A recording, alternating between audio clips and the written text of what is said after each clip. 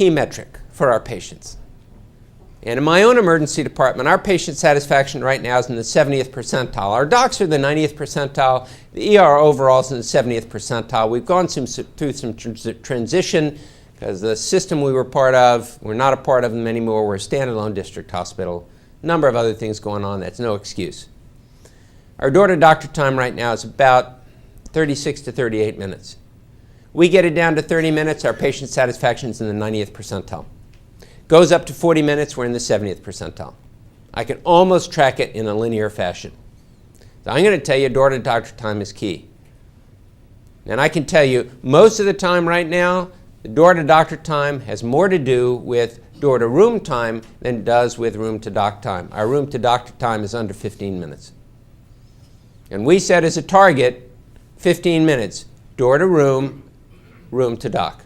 15 for each of those, or a total of 30 minutes. That's a key metric. Here's another key metric, turnaround time for lab and imaging. There's a hospital, St. Luke's Hospital in Cedar Rapids, Iowa. I did an assessment of their emergency department. They have a world-class radiology imaging department.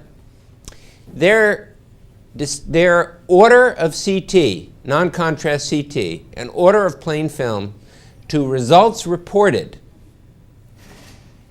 I'm not just talking about study completed to results reported, order to results reported back to the emergency physician, 85% in under an hour for all studies.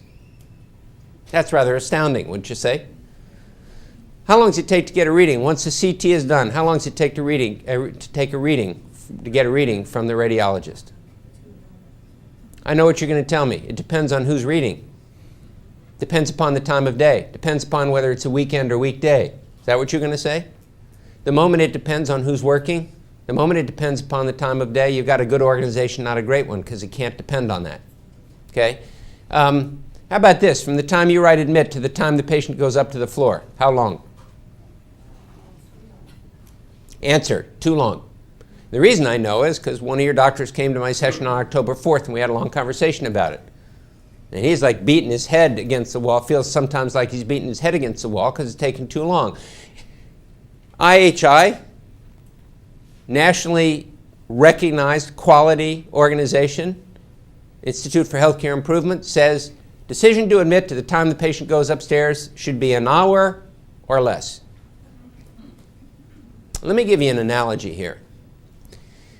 How many of you have ever gone on vacation somewhere and you left early in the morning and you got to the resort early? Check-in time is 4 o'clock, but you got to the resort early and they said, you know what, we're glad you're here, or they just greeted you and said, we see that you're here, but your room's not going to be ready until 4 o'clock, so go make yourself busy with something.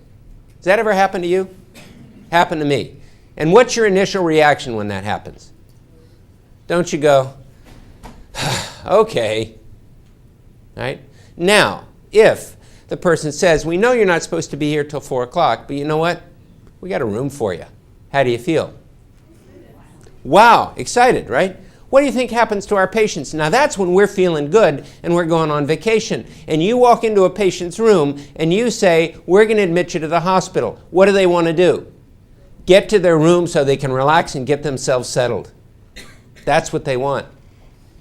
And if we could, given the fact with HCAHPS and given the fact with that the experience in the emergency department has a profound effect on the overall experience in the hospital, best we look at this and try to maximize this. In many places, it's 2 to 3 hours. And not only affects that patient's perception, but obviously it affects the resources that you have in the rest of the hospital.